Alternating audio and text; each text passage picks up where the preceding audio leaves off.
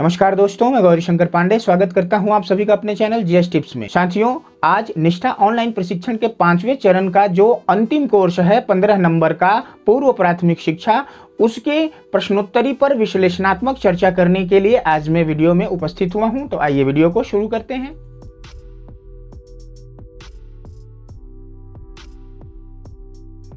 पहला प्रश्न है, संज्ञानात्मक विकास के एक उप आयाम के रूप में मैथमेटिकल थिंकिंग में शामिल है।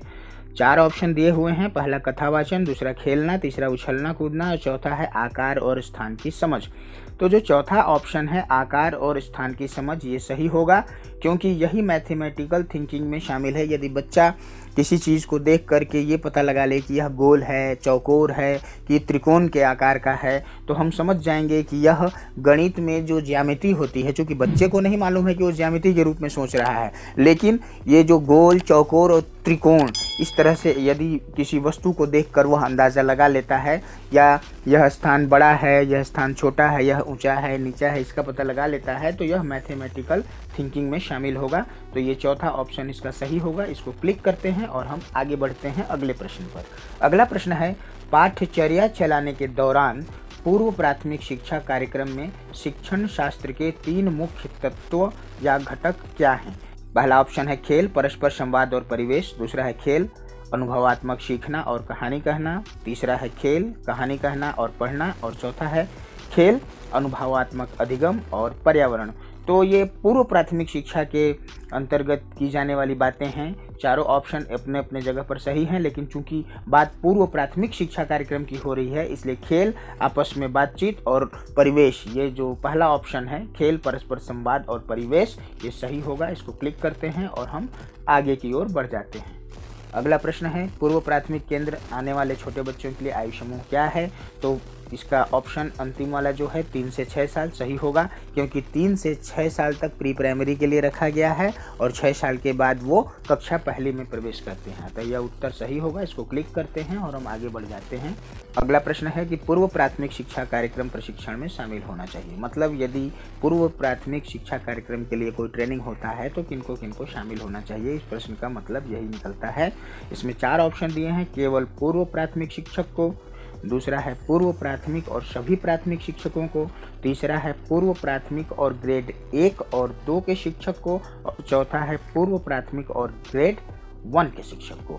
तो इसका जो तीसरा ऑप्शन है पूर्व प्राथमिक और ग्रेड 1 और 2 के शिक्षक को, ये उत्तर सही होगा क्योंकि नई शिक्षा नीति में ऐसी ही व्यवस्था की गई है। अगला प्रश्न है, छोटे बच्चों के खेलने और अवलोकन और आकलन के लिए निम्नलिखित तकनीक की आवश्यकता होती है। पोर्टफोलियो, जी ये सही है। चेकलिस्ट, ये भी सही है। ऊपर के सभी, और अंतिम में दिया है रेटिंग स्केल।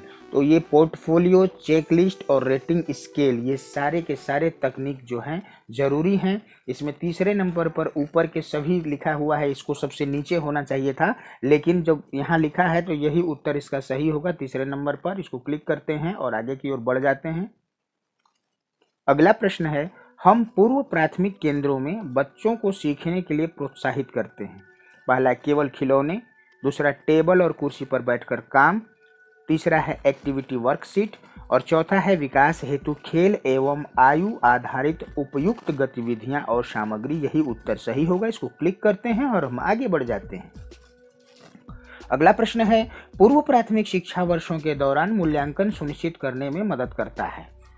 ऊपर दिया है पहले नंबर पर उपरोक्त सभी, जबकि उसके ऊपर कुछ भी नहीं है। उसके नीचे है विकासात्मक देरी की प्रारंभिक पहचान, दूसरा संभावित क्षमताएं और तीसरा विशेष शैक्षिक आवश्यकताएं। तो इसमें जो 3 ऑप्शन दिए हुए हैं दूसरे नंबर पर, तीसरे नंबर और चौथे नंबर पर, ये सबके सब सही हैं। तो जो पहले नंबर पर ऑप्शन दिया है, जो कि उसको चौथे नंबर पर देना चाहिए था, उपरोक्त सभी, यही उत्तर सही होगा। इसको क्लिक करते हैं और हम आगे बढ़ जाते हैं। अगला प्रश्न है, खालिस्तान मान्यता है कि भाषा शब्द, शब्दांश, तुकांत और ध्वनियों से बनी है। इनमें से कोई भी नहीं।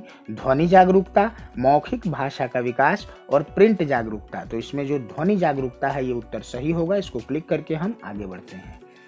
अगला प्रश्न है, निम्नलिखित में से कौन सा घटक तत्व संयोजन या लिंकेज स्थापित करने के लिए है?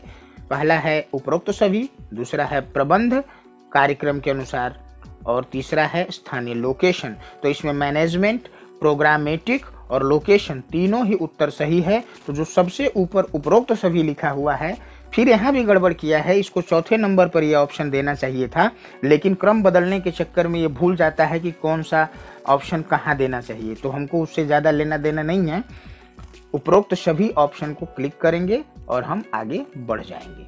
अगला प्रश्न है, खाली स्थान कक्षा के भीतर के क्षेत्र हैं जहां बच्चों को विकास के एक विशिष्ट आयाम से संबंधित सामग्री मिलती है। अध्ययन केंद्र, लर्निंग सेंटर, संगीत केंद्र और देखभाल केंद्र। कक्षा के भीतर के क्षेत्र, तो ये हो जाएगा लर्निंग सेंटर।